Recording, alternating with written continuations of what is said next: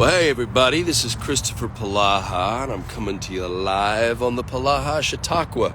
Usually I have a little introduction song, but as you can tell, I'm not around an instrument.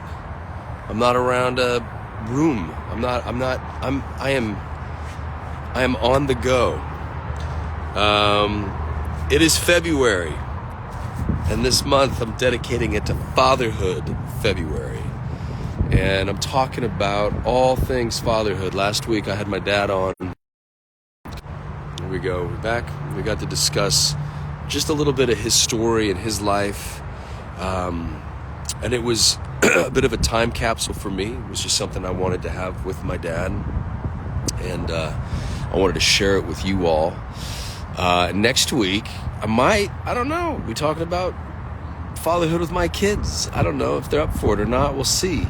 But this week, I've got a special guest coming on. His name is Locke Haman, and he and his wife have a podcast, Trailblazers and Chainbreakers, and they're talking about parenting in the world today.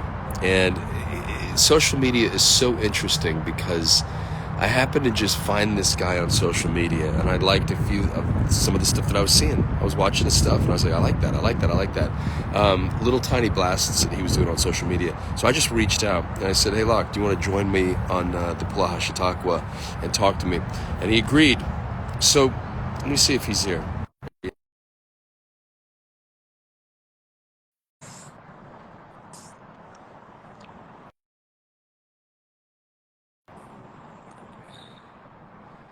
Let's see. Hey, Hey, man.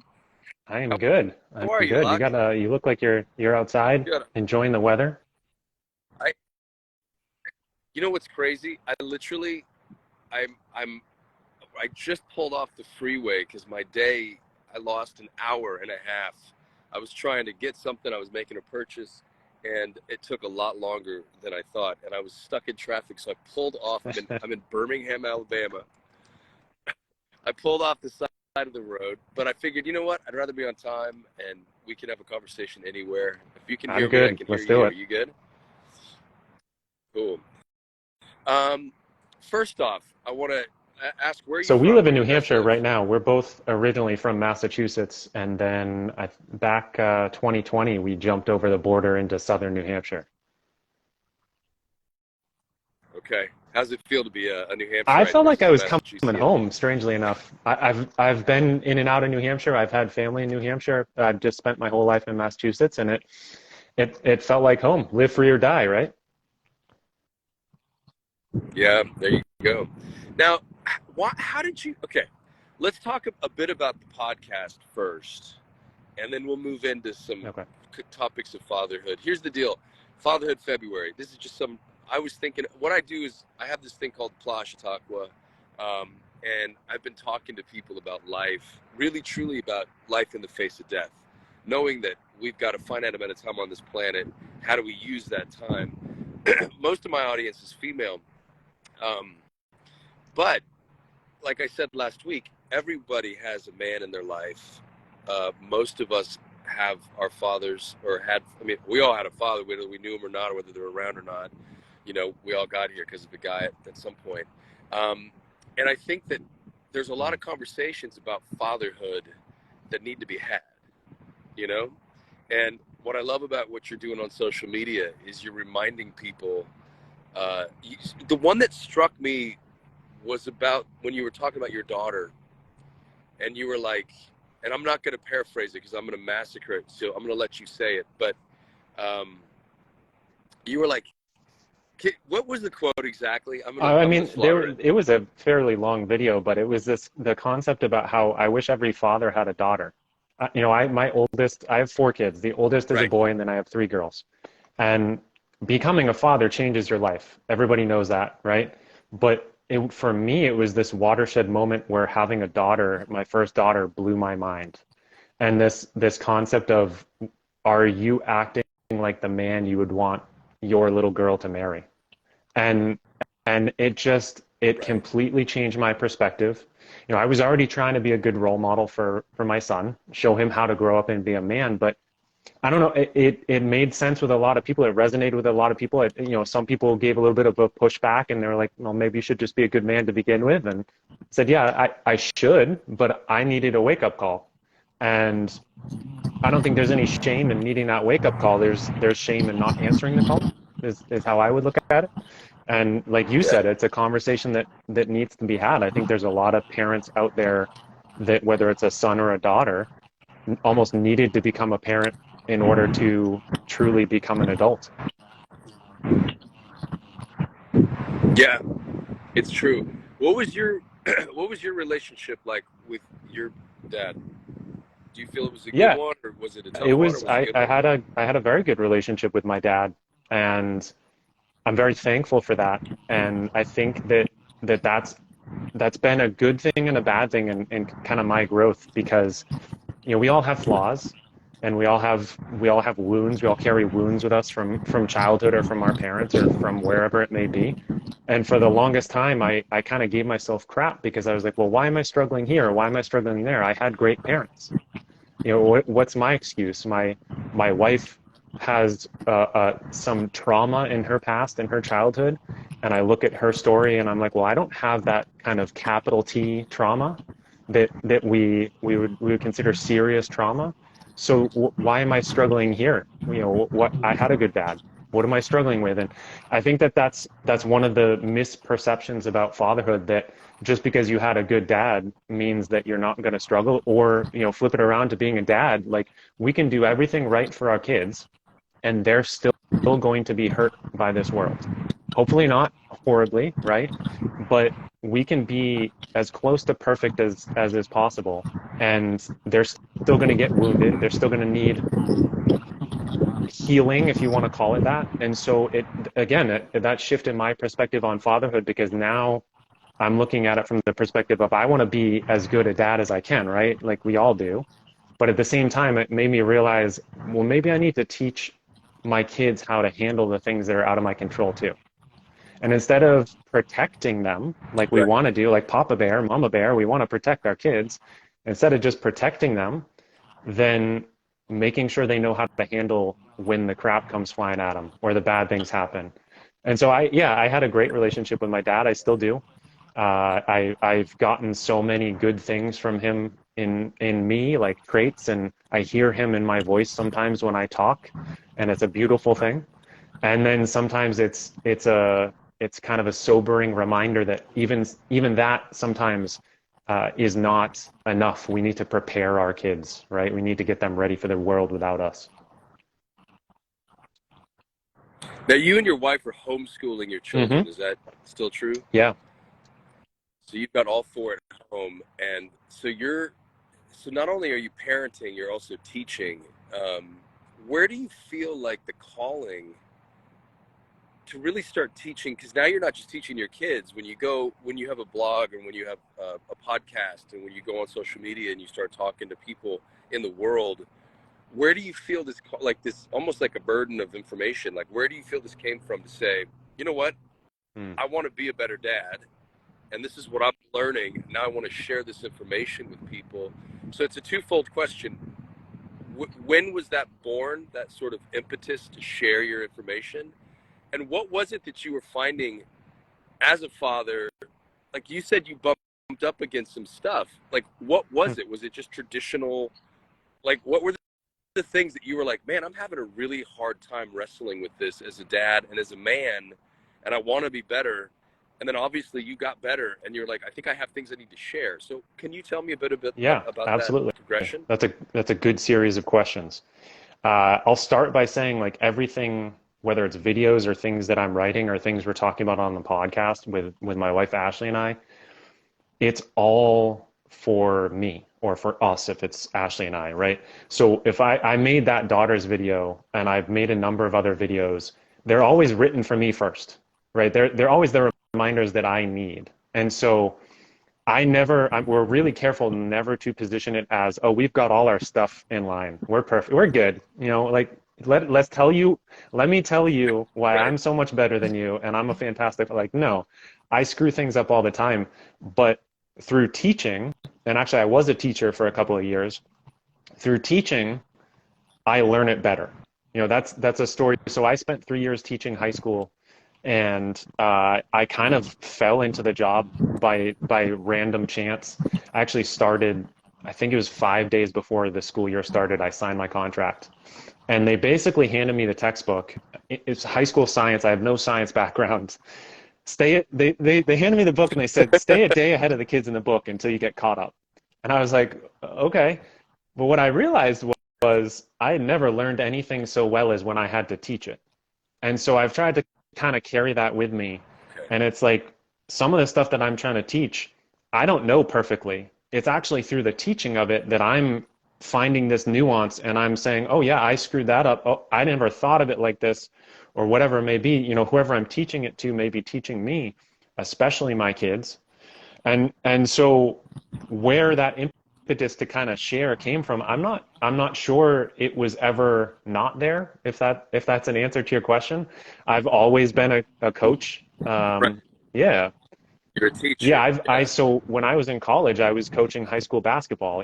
As my entire adult life, I've been coaching or teaching in some form or fashion.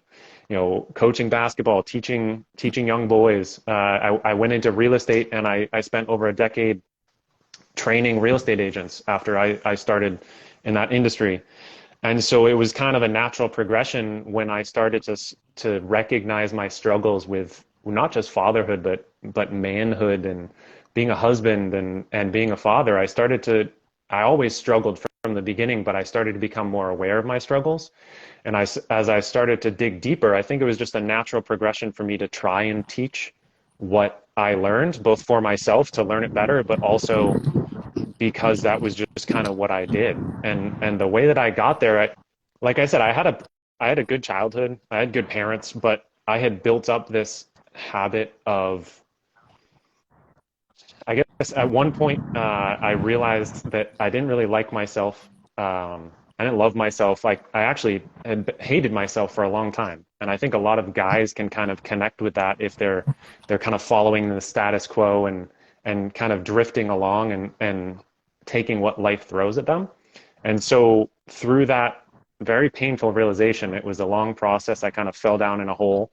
As you know, when you can fall in a hole, you can't fall out. You have to climb out. And so that process of Right. climbing out, I started to realize, there's a lot of conditioning here. There's a lot of chains I need to break, right? There's a lot of things that I need to rewrite because I'm sure you've heard of this quote that the definition of hell is on your last day on earth, the person you are gets to meet the person you could have been. And I actually did a Right. video on this too, of a father's hell. I realized, the last day on earth, if I get to meet the father I could have been, like maybe meet the kids that father could have raised, I have no interest. I have no interest in that kind of Right. regret. Okay. Like not at all interested Right. in. So in this hole, I'm realizing these things and I'm looking back at all these things I regret. And so then I started to try and do something about it. And that was where my journey started. My wife had been on a healing journey for a while. And so that was helpful because she could love and support me through that, even though we've been through some tough times too. And then after a while, after we started to learn a lot of these things and to do a lot of this work for ourselves, we we decided, we were called to kind of bring this to other people, to try and help other people along the journey because we're not alone. It's not something that people struggle with. I was a very angry dad for a long time, and my dad wasn't. It wasn't something I learned from my dad. I think there's a lot of angry dads out there. They might be good at hiding it. There's a lot of dads who are. I was burnt out and frustrated with my career multiple times, and I think there's a lot of dads who can relate to that. I was struggling in my relationship because I was unhappy, I was angry, and I was trying to numb that out, right? And my methods of numbing that out could have been worse, definitely. But whatever your methods of numbing are, like if you're numbing yourself out, your wife's not going to feel appreciated. And so, I had all these kind of wake up calls basically happen at once, and I had to crash and burn really hard to be in enough pain to change that. And yeah, I mean, I hope that answers your question of where that kind of came from. The pain is what fueled me to make a change. And then realizing one of the biggest realizations that helped me, and it didn't come right away because I tried to be the lone wolf. I tried to fix all this stuff on my own and not show my pain to anyone else. Which is a really great point. You said something earlier, and it reminded me again. As men, we want to fix things, and we are very much Mm. lone animals. Like I always see myself lone wolf. I'm like, yeah, I'm just kind of doing my thing. I'm a bit of a, and I'll take care of my. I'm going to take care of my pack. I'm going to protect them. I'm going to provide for them. But where do we go when we're hurt, or when we're dealing with wounds, or when we're carrying? And so that idea then means that we go off by ourselves, and we try to fix ourselves. You know what I mean? And that's something that's interesting. I'm looking at masculinity in our modern landscape. I'm on the Mm. opposite end of it. I've got 3 sons. I don't have a daughter. I'm about to sneeze, so excuse me. And I'm so raising men. I'm always being like, so I got to set the template. I got to be a role model. I got to be somebody that they want to grow up and try to emulate, or at least be proud of. I'm a Christian guy, so I look at my relationship with the Heavenly Father, and I'm trying to associate and balance what that looks like, and how do I reflect that.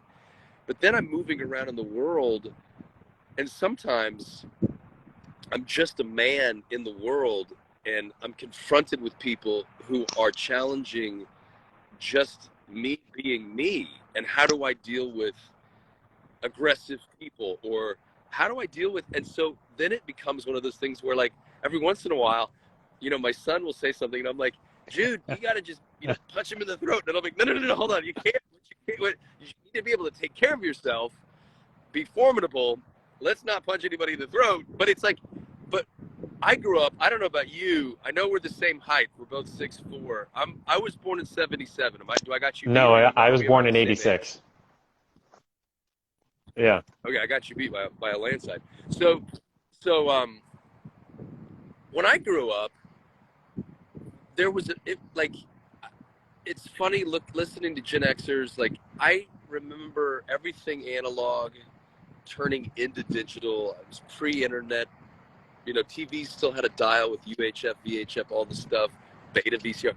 And I remember there was a certain, like, mental illness was not the prescriptions were far and few between, and mental illness was not diagnosed for a lot of. So we were dealing with everything as it was coming, and then generationally speaking, this next wave. And so now we're in this place where, as a man, you don't have to bull through a china shop your way through life. Like, you can actually take a beat and have a conversation and listen and communicate. So are you finding, like, to be really honest with you, dude, I was scrolling through Instagram. I saw your post. I think Instagram just kind of fed me that, like, through the metrics or whatever.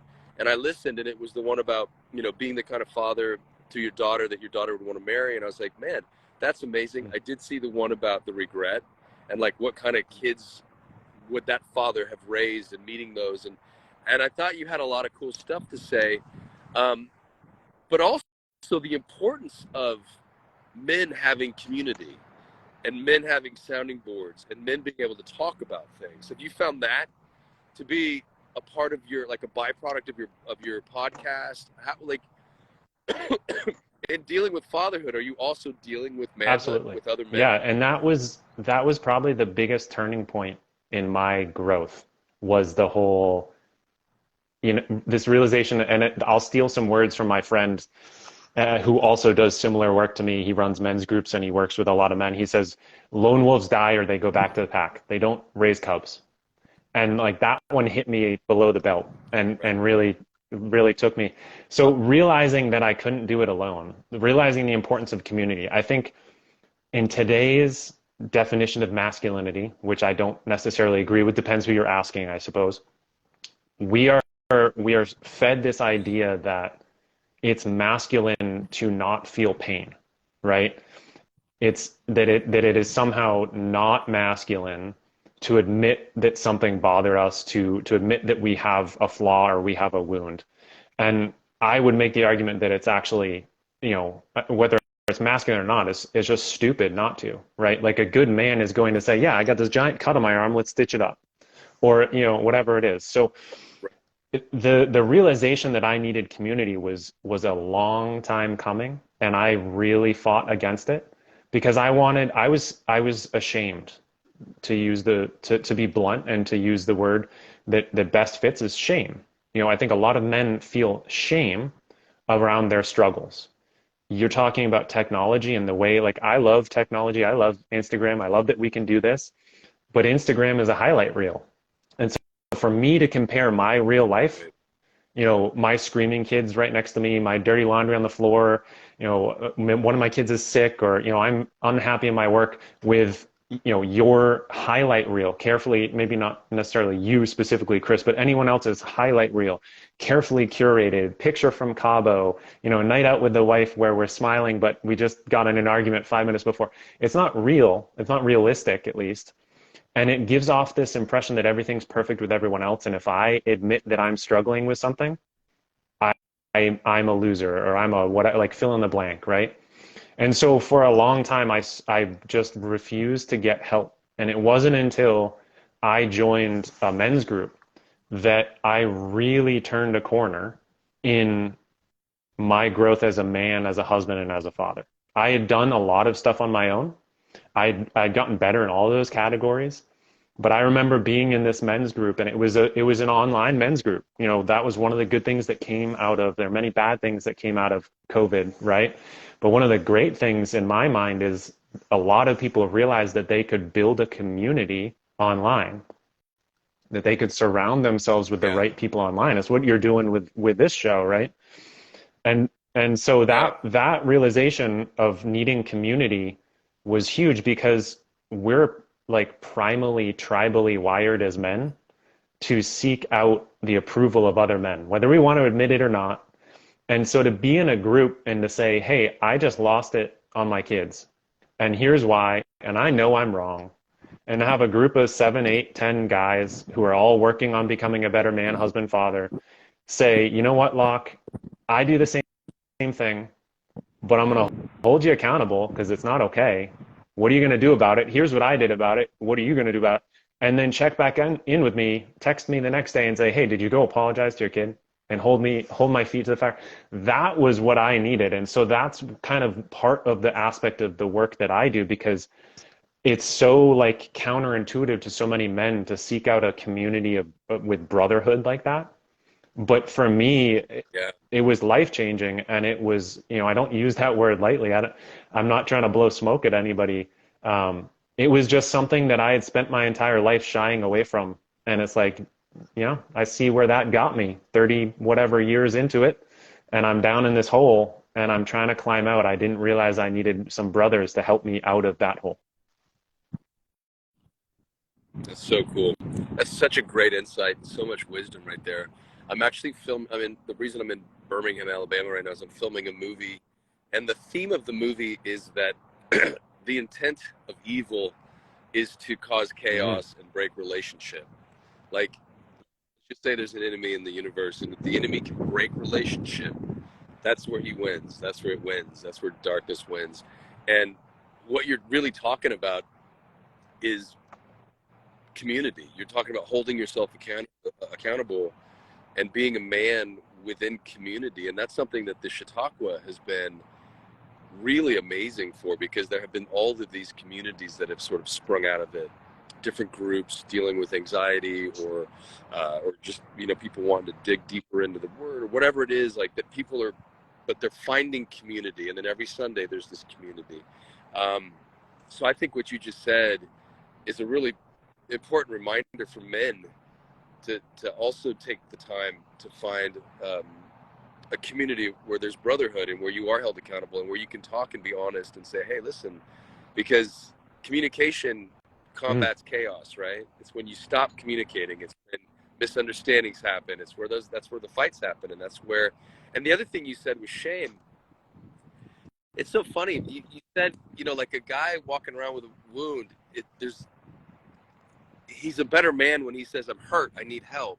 And yet how many men walk around with wounds in their hearts or their spirits, and they don't, and they want to keep it to themselves because they're afraid of saying, hey, I'm Yeah. hurt, I need help, right? And so, I mean, that's just a really an amazing reminder. Um, well, so did the men's group come first or did the podcast come first? So what was the chicken and the egg yeah, there? we started our podcast before I found the men's group that I joined, and before I started running men's groups as well. And that was an important point in our relationship too, and in my growth. My wife came home from a women's retreat. We had been like throwing the idea back and forth. I think a lot of people say, "Oh, we could start a podcast, right? It can't be that hard." And I think we were kind of having those conversations. We knew that we had some stuff we could share. We knew that we had been through some stuff. We like to say everything we learned that works as a parent, as husband and wife for ourselves, we learned through screwing it up first. And so we had screwed up a lot, and we had grown a lot, and we knew we had something to share, and we were tossing the idea around. And my wife went to a women's retreat. I think it was 3 or 4 women with 2 coaches. It was really focused, really small group, and they challenged her to come up with a couple of action items for her growth. And apparently, one of the things she chose was to finally launch the podcast. So she came home from the retreat, and she was like, "Hey, honey, nice to see you. We're starting a podcast." And it was just like, there's no question to it. It's like I didn't even try and argue it. I was just like, okay. Your wife Your wife sounds like she's a formidable person. She sounds like she's like, I know what I'm gonna want. I heard the first episode about how you guys met, and she was like, that dude's gonna be my husband. And like a month later, like, I'm gonna marry Yeah. you. And she's Yeah, like, she yeah, I didn't know. tell me she didn't tell me that she had that thought right away. She was scared that was gonna scare me away.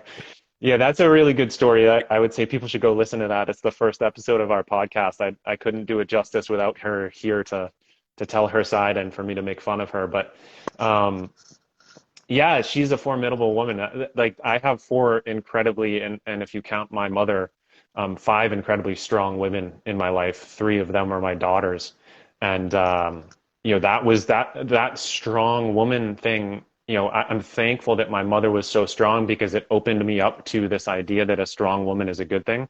A lot of guys, whether it's insecurity or they've just never been exposed to a strong woman, will be intimidated by a strong woman. And, I'm not saying this to try and keep up with my wife, Ashley. I'm a strong man too.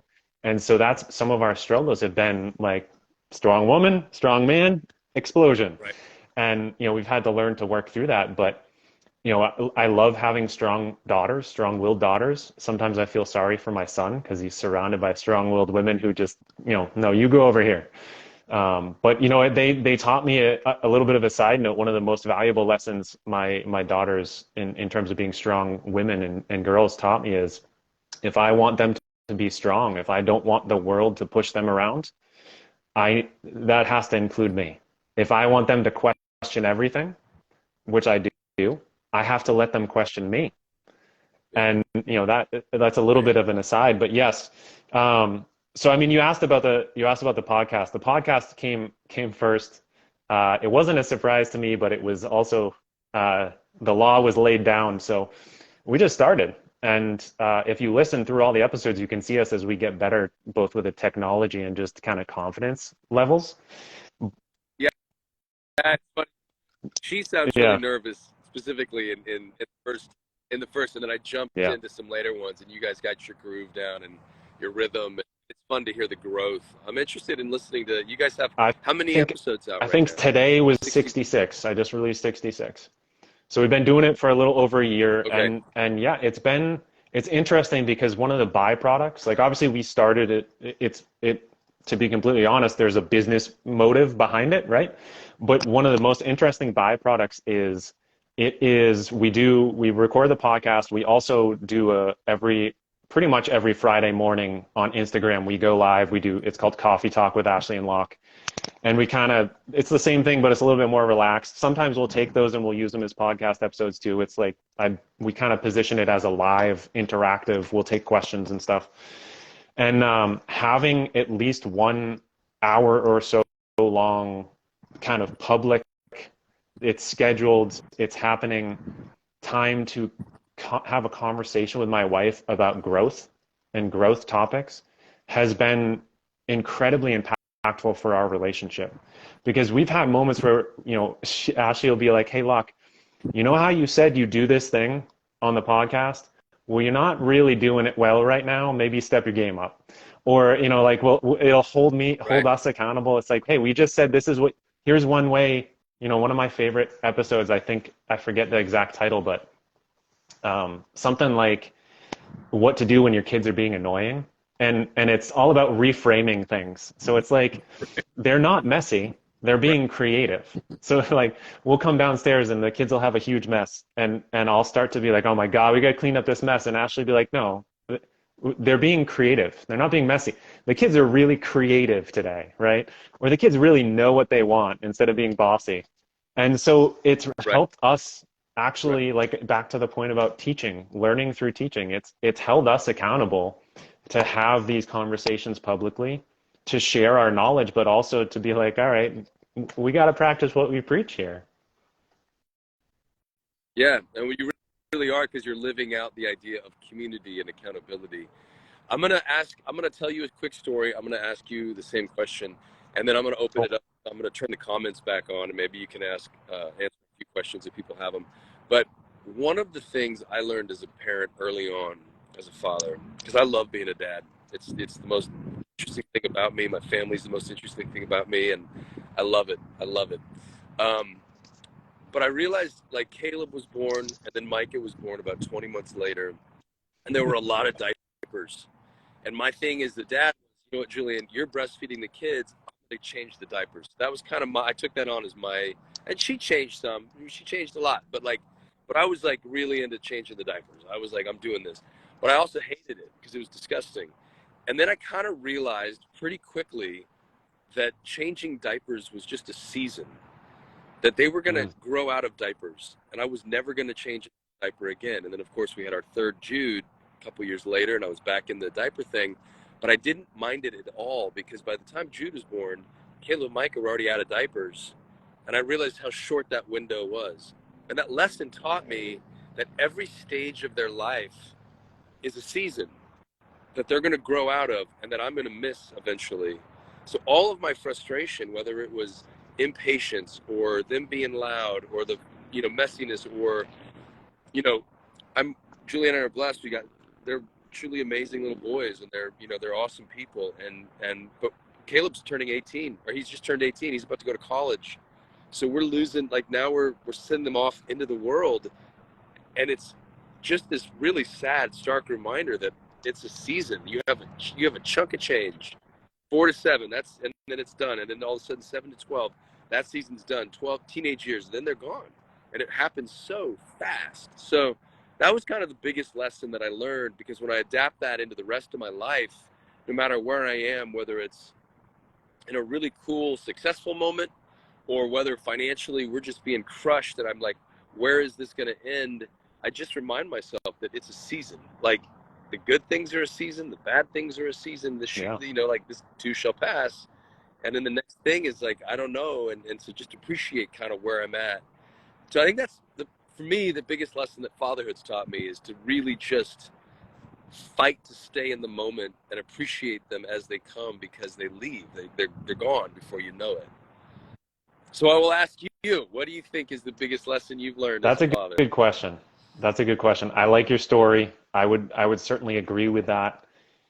I've written a little bit about, like, whether it's top 10 lists of advice I would offer my younger self as a father. I think I did a post about the top eight. Um, I think if I were to sum it all up, I would probably go with, "It's not about you." That's been a big lesson I had to learn. It's not about me. It's not about it's not about correcting them. It's about loving them. I just had a interesting story with our my second daughter, taking her to the ER the other day, yesterday, 2 days ago. And I had to remind myself, it's not about me. It's not about, so long story short, it was a Lego up her nose. And so she's okay, but she's my child of the four that most often triggers me, if we can use that word. And it's because I need that spotlight on the things that she's showing me. And I've screwed it up so many times that I realized this trip isn't about me. This is about her. This is about loving her. This is about giving her the love she needs. It's about not shaming, not yelling, right? Like obviously I don't want to be doing this right now, but it was an opportunity. If I'm going to look at it from my perspective, it was an opportunity for me to do it the right way and focus on her. Realize that this is a 5-year-old who's scared, who's embarrassed, who's ashamed, if we're going to use that word again. And it doesn't matter what I feel. It doesn't matter my frustration. It doesn't matter what plans I had for the rest of the day. It doesn't matter what she interrupted me in the middle of. What matters, it's not going to, 5 years from now, what I didn't get to do that afternoon doesn't mean anything. But 5 years from now, 50 years from now, how I show up for her could very well still matter. And, making sure she feels like she's still loved was the answer, right? The lesson I came out of that with was love wins always, every single time. And so, yeah, if I was on the spot, you put me on the spot a little bit. If I'm on the spot, I'm going to go with it's not about you. It's not, it's about them. I love that. Yeah. I love that too. You just spoke about 50 years down the road, meaning the long view, which that's wisdom for a father to have the long view Mm. in mind all the time, to say, you know what, it's not about this. I'm looking down 50 years from now when I get to walk her down the aisle, past that, hold her babies in my arms as a granddad, you past that, when I'm on the deathbed and they're circling Yeah. me, is there, you know what I mean? What's the payoff? I'm going to turn the comments back on, Locke, and see some of these comments. I turned them off because we were heading in a direction, uh, which is fine.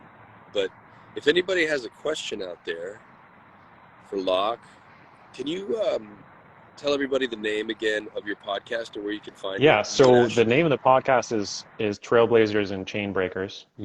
The easiest way to do that would be if you're watching this and you click on my profile, there's a link in my profile and it has a bunch of links, but the podcast is in there.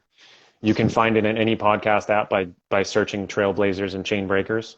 It's a very meaningful name to Ashley because the one of the turning points in her growth was being called a chain breaker by a mentor, and so that idea of as you said, looking the long game down 50 years down the road, 7 generations down the road, that these negative patterns stopped with her, and so Trailblazers and Chainbreakers, the easiest way is the link in my bio is what I would say.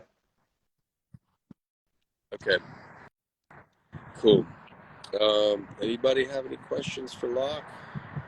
Some people are waving. Um,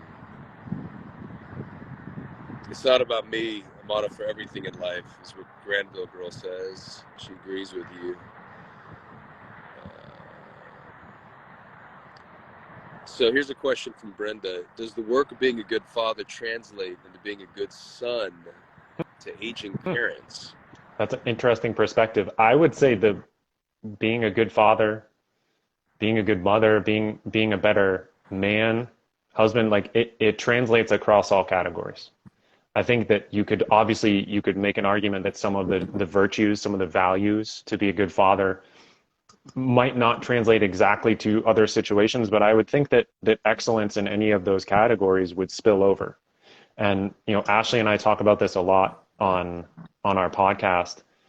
The idea of like individually in terms of growth, we have to come first because our growth will spill over into our marriage, and then our marriage will grow, and obviously we're working on that too, but the growth in our marriage will spill over into our parenting, right? And so it trickles down like that. I would assume, and in my experience, my parents are getting up there. Don't tell them I said that. But I being more aware of myself as a father has brought me, I think, closer to my dad specifically.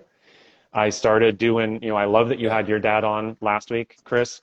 I started doing, actually at a prompting from one of my men's groups where a guy was talking about how he wishes his dad was still around. His dad was dead, is dead. And he wishes he could have these conversations with his Yeah. dad. And I said, I can completely relate to that. One of the things my dad told me, his biggest regrets in regards to his father, who has passed, was not recording. He at the end he started to record some conversations, some stories, and try and keep them for the Yeah. family's sake and for his own sake. And he regretted not having more. Yeah. And so one of the things that brought me closer to him was saying, "Hey, Dad, I remember when you said this. I was just talking to this guy who has lost his father. I don't think you're near anywhere near leaving me, but let's do some Zoom calls and I'm going to record them so that, we can see each other, but I'm going to record them so that we have this for my kids, for my grandkids." And, that was some of the questioning was what advice would he offer his great grandkids, his great grandkids? What does he want them to know? Like he's a big literature guy. What stories would he want them to read? And so it opened him up to me in a way that I didn't know before. And so I think that kind of answered the question. And my personal experience becoming a better father has actually helped me get closer to my father. I love that, man. We'll take one last question from Katie Fellows, and she says, "How do you focus on building good self-esteem in the midst of Mm, all the daily challenges?" that's an interesting question. How, uh, That's that's an interesting question because it's like about fatherhood, but it's also about like how do you how do you stay? Because I know that there are days I'll say stuff. I got one son that like I always just kind of say the wrong stuff to. Like he'll want advice, and he's much better at getting advice from his mother because my approach to things might be because he's so similar to me, and I treat myself roughly. Like I was one of those guys who was like, dude, you're gonna do the work and you're gonna suffer the pain, and we're gonna push through this thing. And so my advice is always, but I had my mother telling me that I was good and that I was mm, okay and that I was wonderful and that I was, and so I had this gentle, positive influence. And not that my dad wasn't that, but my dad was also like, do the work. The harder you work, the further you'll go. And so for me with my son Micah, I'm always like, buddy, it's just a part of, and I'm trying to remind myself to be this, to be yeah. sensitive too, and to be that it needs sometimes. So that hits my self-esteem. Like I'll be like, oh man, I just dropped the ball on that one. That sucks. Yeah, I resonate with that. I've had many not proud moments. There's actually one, I don't remember what episode it was. I shared this. We have a cheap little trophy that Ashley and I pass back and forth that says best parent ever or something corny like that on it. And it's a sarcastic award. Yeah, Like we screw something up and it's a way to laugh about it. It's like, here you go, honey. You earned this one today. yeah, yeah, So I got plenty of those moments. yeah. The question, I'll take it. I think it could go two different ways. If I'm not sure if the question is asking about how do we build self-esteem in our children or in ourselves. So I'll go with children first. And it reminds me actually, whichever way the question was asked reminds me of the Frederick Douglass quote about how it's easier to build strong children than to repair broken men. And so the easy answer, and hopefully you are talking about kids, but the easy answer is that you're like Chris was sharing, that your parents help instill and build that in you, right? And if that's not the case, then there's things that we can do as well as adults. But one thing that I'll share with you that I just started doing, like maybe not even 2 weeks ago, I one of the of incredibly impactful book that I've read recently is called Wild at Heart by John Eldridge. And it's about, okay. Yeah. So in Yeah. that he talks about a son's biggest or a man's biggest question is, do I have what it takes? Right. And there's different variants of that question.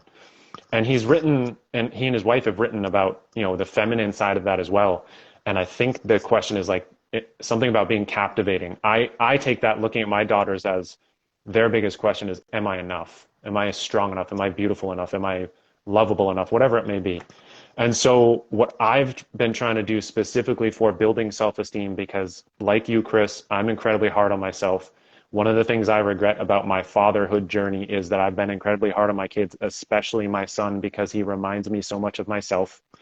And I've had to repair that bond, that relationship. I'm still working on that. But as often as I can, to the point, hopefully one day it will be annoying to all of my children, how often I say this to them. But to my son, every night before I walk out of his room and close the door and say goodnight, And as often as I can remember to say it during the day, I tell him I'm proud of him because I've given him enough evidence in this, Yeah. in my struggles that might not be true. I've planted the seed that that might not be true. I always have been, but I haven't acted as if I was.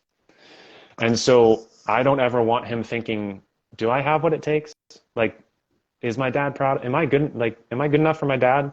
So I'm going to tell him I'm proud of him as often as I can and try and build that self-esteem there until, our kids look at us like we're superheroes and everything we say is true. Even if it's not, even if we're having a bad day, they don't think we're having a bad day. They think they screwed up, right? And so until he loses that, and he's starting to, he's 12, until he loses that dad's a superhero and always right thing, I'm going to hammer that thing into his head. All the time I've got left, I'm proud of you. And for my daughters, I tell them, and it's different each time, but like, you are enough. You are perfect just the way you are. You are, I love you, like, I love you. One of the things in the hospital that I was telling my 5-year-old, nothing you can do, like, literally nothing in this world is ever going to make me not love you. And it sounds corny and it feels awkward. I'm telling you, tell a 12-year-old boy that you're proud of him for the first time in a couple months. It's awkward. He looked at me like, for what? And I was like, just cause I am. And I had this realization with my dad. He sent me an email, and this is what prompted it. He told me he was proud about how I handled something, how I was doing something. And I said, holy cow, I'm 36, about to be 37 years old. And my dad saying he's proud of me still makes me feel like I'm 6. And I said, okay, if I still Yeah. have that, I know. I got to bring it back in. So in terms of building it in kids, that would be my answer for that question. I don't know if you want to go into the building it as an adult kind of rabbit hole, but we certainly can if you want. That, that works. No, I like that. I love that. It's funny you said that. I said to Jude the other day we were driving and I started listening. He was like asking me, he's like, what if I did this? Or what if I said, I would love you no matter what. And we like went Yeah. to the darkest places, but I was like, Yeah. I would love you no matter what. Well, man, I'm going to, we can wrap this up because I know there's a football I've heard game that that. a lot of people are going to want to watch here coming up. Who are My you rooting for dad today? growing up was always a Chiefs fan, and so I'm rooting for the Chiefs. Rooting for the Chiefs today. Okay. I know we got a lot of Chiefs fans out there. I love this conversation, and I hope as an introduction to the Chautauqua, you've enjoyed it. I'd love to have you and Yeah, Ashley back if you guys want to come and we can talk about. You let me know if you enjoyed this and you think it was worth it. I'd love to have you guys back on, and we can keep these conversations going. Um, and I'm proud of you for what you're thank doing, you. if I may. I think what you're doing and putting out in the world on social media is just really important and very powerful stuff. And yeah, you just seem like a cool dude. It's funny, as social media is the weirdest thing. It's like all of a sudden you'll see somebody, you'll be like, well, and then you go down a little rabbit hole on their page, and now I've listened to your podcast. I know how you met your wife. I know this. I mean, like it's now I feel like I know you. So um, I'll have you back if you I would if love you would that. care to I would come love back. that very much. Thank you. Cool. All right, man. Well, enjoy the rest of your Sunday. Thank your wife for giving me the hour of your time and your kids, Absolutely. and Thank you we'll talk for having me again. on, Chris. All right, Locke. Be well. Okay, I'm taking Locke off. He knows how to go. All right, guys. Well, thank you, everybody, for hanging out with me today. I'm going to wrap it up. Um, hi, Kelly B. Hi, Sybil. Hi, Molly. All right, Lord, I just lift up these people who are watching this right now, and I pray for their hearts and their lives and their health and their parenting and their parenthood and the trauma and all of it, Father. And I just pray that you bless these people, help them to be lights in this world and to go in and just love. In Jesus' name I ask this. All right, guys, I'm out of here. Have a great week, everybody. I'll talk to you.